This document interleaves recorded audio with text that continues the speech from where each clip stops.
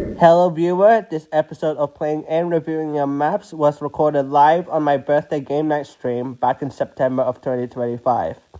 You may expect fans in the server, and they may also give feedback on the maps as I ask them to rank the maps in terms of design, gameplay, and the background track. In my rankings, I will also implement the importance of setup in an Obby Creator Floodescape related map. Although I came up with this idea and stated it now, I am the only one willing to rank the setup, while the others carry the scores of the map. They may bring bias, so if you want to prevent that by joining a game night when it comes around, it's recommended to join my Discord server for such events. The game night did not only feature Obby Creator, but many other games that are suggested by my community. Okay, on to the maps. This first map is a complete replica of Active Volcanic Mines from the main FV2. I heard there are true contributors as well, so assessing the design I can see the attention to great detail and accuracy. Gameplay-wise, the clarity overall on this map seems to fall apart, as I can sense jumps to be inaccurate, especially in the tower, and the fact that I said in the chat this AVM is different. In consideration that I did not properly beat the map, the gameplay can be improved on its accuracy counterpart. No BGM, no ranking. Although on my utilities document, this map apparently uses Luminous' OSD, this doesn't make any sense. Anyway, the setup seems pretty stable for a Obby Creator map. There's no contraption that's buggy or breaking, so I'll say that. Sad that this map isn't finished. Here are the rest of the thoughts from my fans in the server.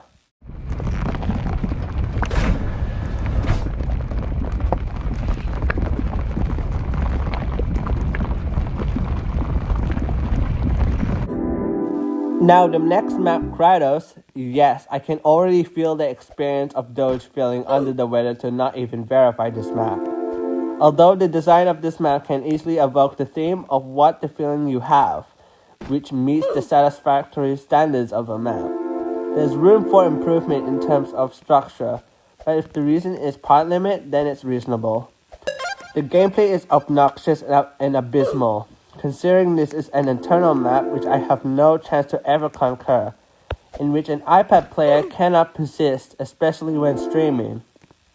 The gameplay progression isn't that clear, as the arrow appearing above the button when it is pressed in a way that I might not be able to view it straight up despicable. I didn't know it was a wraparound, and I cannot fathom the swift pacing here, as I continued to fail there until I eventually gave up. As the map is named after its BGM, it's understandable that this map theme aligns with the tone of the track, with its optimal pacing that I cannot pursue for. Other than that, I don't really have anything else to say about it, with the exception of the accuracy of the setup. The button turns gray when pressed, and as for the wall jump there, it's kind of weird bouncing off it. Okay, but how do the fans of this server feel about this map? Democracy at its best.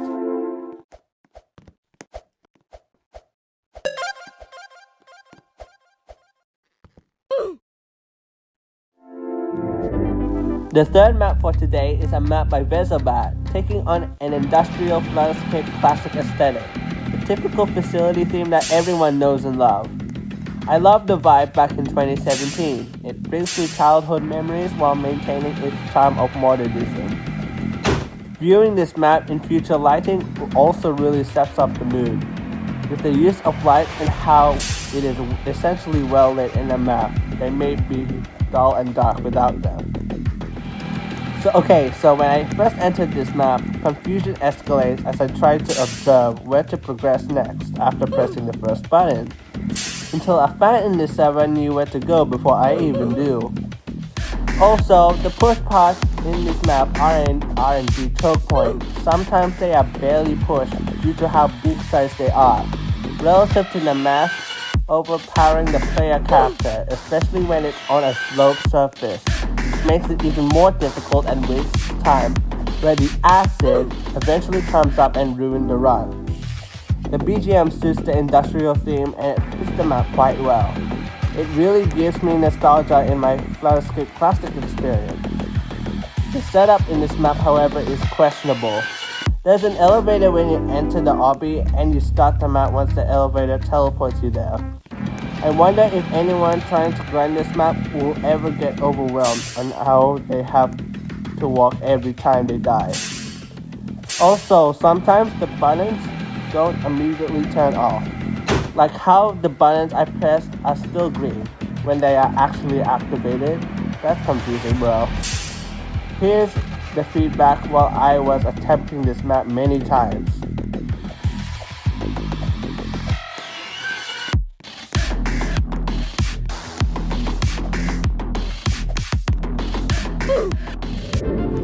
Okay, this map is interesting and questionable. Why does the map immediately start when entering the Obby? Okay, we will talk about the design first. I'll get to that later. This invisible void map is a layout to me at first until I realized its gimmicks that I can't even comprehend.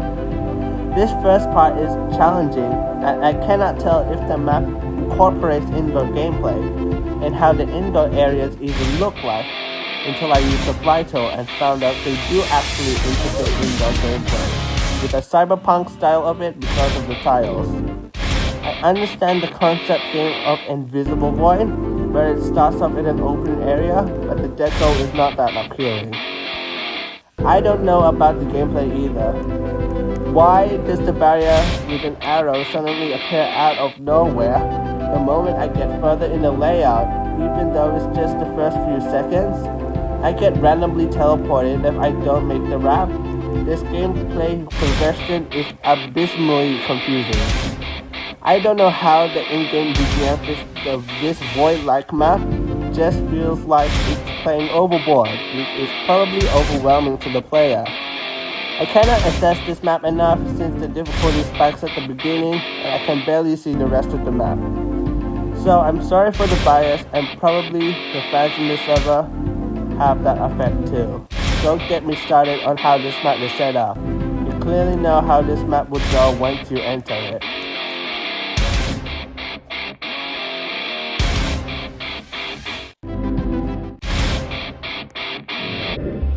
Time to transition from unsettlement to potential peak. This map electronic lockdown may steer the wheel of having a cool detailing menace of a futuristic aesthetic relative to its theme. Also quite similar to my map Blue Neon. The gameplay has a potential in which it actually has a respectable standard in terms of navigating where to go. A map is actually lenient for once as they use arrow indicators for guidance. Especially for me when I'm sight reading this whole thing, trying to know where to go in my first few attempts. The in-game soundtrack actually fits for the map's theme and pacing, especially its ability to synchronize with the gameplay, which actually makes the map enjoyable. Although I cannot complete the map legitimately with the automatic lava, I was able to beat it without it, as I want to see the rest of the map. This map is perfectly set up with its automatic lava tiling, as well as a feature where there is no lava in the map. I like this idea. Also, if you didn't know, I updated all of my timeline maps in Obby Creator to have a fly tool at the start of the Obby labeled practice as an image. Yes, I cannot use tests. I know this stream was a long time ago on my birthday. I'm just demotivated. Okay, back to the topic of this map. Here's the rest of the feedback from the server.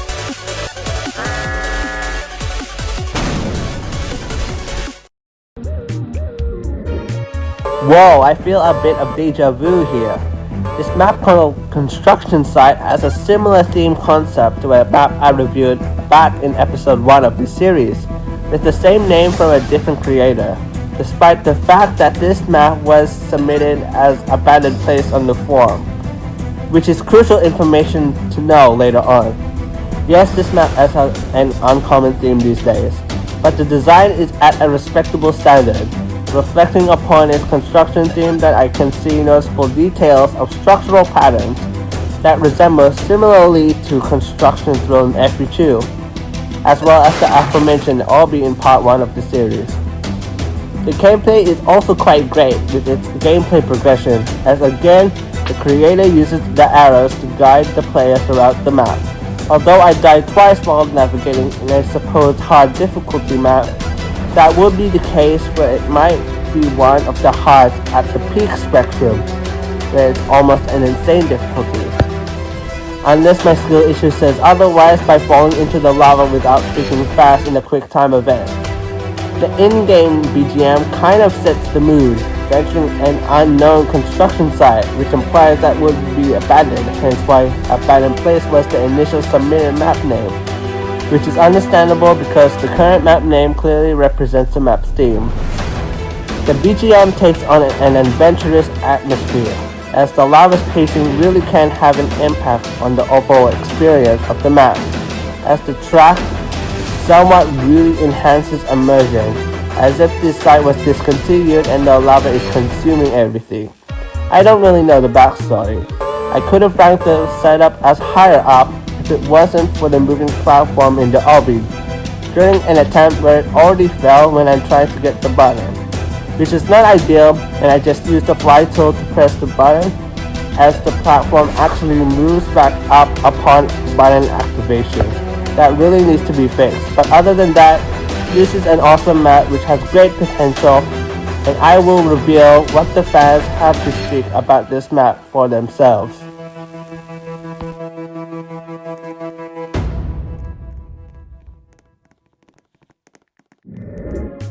Now this map Acidic Ruins. The theme is kind of questionable here. I can't really tell what the theme is here, as it is quite unclear due to the lack of detail here, unless it is a part limit issue. Hence the name Acidic Ruins. I really have to guess this map emphasizes more on the acidic part, like the lava is radioactive and its underlying toxicology. Unless the alarms in this map state otherwise, then I would expect this map takes on a nuclear themed facility, as in the next area I can identify the text reactor, which I assume this involves a nuclear reactor. The gameplay may not be that great due to its pacing, so I would speculate that this would be a divine map. It is initially submitted as an unrated difficulty, so I have the will to assess the playability and how it can be sight read.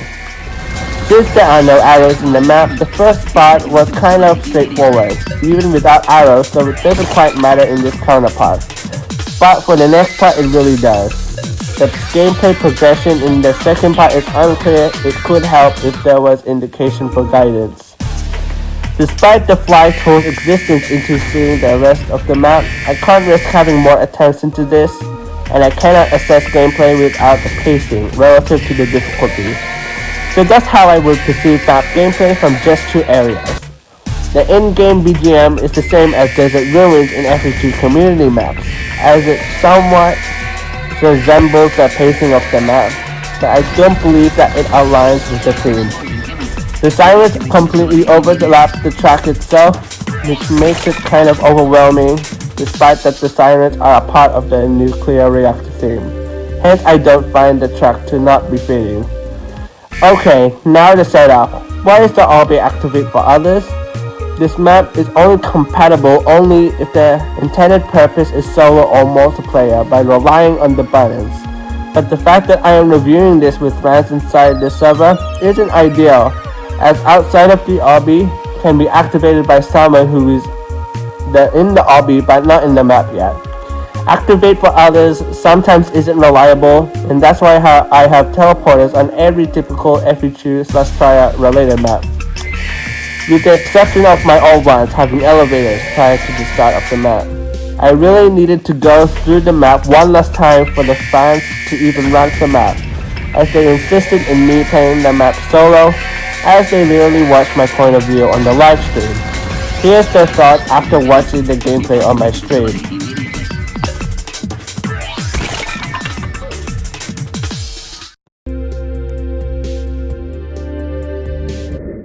Okay, we are wrapping the episode with the final map, and wow, the theme can already be easily identified as the theme of nature, depicting a valley with a river.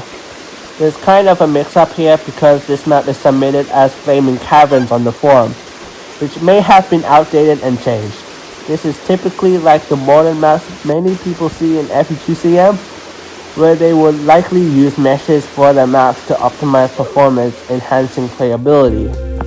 This map just uses part for part, maybe even wedges and custom parts.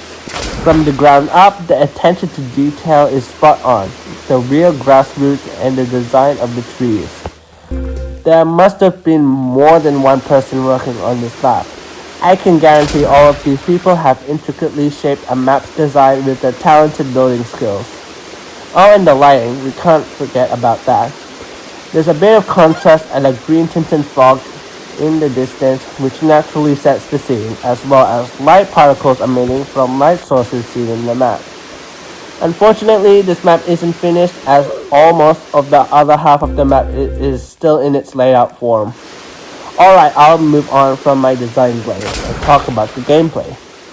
There is indication in the map, but there will be a point where the player's camera might not be able to catch the indication, as I didn't see the arrow that was in front of the character looking from the almost top-down perspective.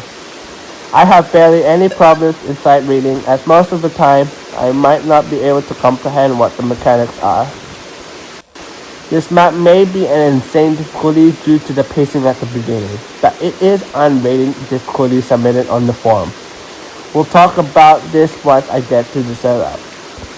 There is no in-game BGM, but there's a mix-up confusion because the one on the forum is Roblox Fury Deaths, but at the start of the Obby, instead it used Sonic Unleashed Tornado Defense First Battle. I'm sorry if it is outdated, but you know there is a way if you want to change misinformation by consulting me in my Discord server or the contact form. I listened to the BGM on YouTube 6 with this map, and I can see it fitting for this map's atmospheric theme, especially integrated with the ASMR waterfall sound, which I find quite relaxing. The setup on this map is up to a respectable level, where the custom-made buttons practically got me off guard, since I'm always used to seeing buttons deactivate when the light color property changes. I like the ziplines in this map too. They use the proper ways, setting both the player walk speed and the jump power to 0, and resetting it when disembarking the zipline. Let's see how my fans react to this map.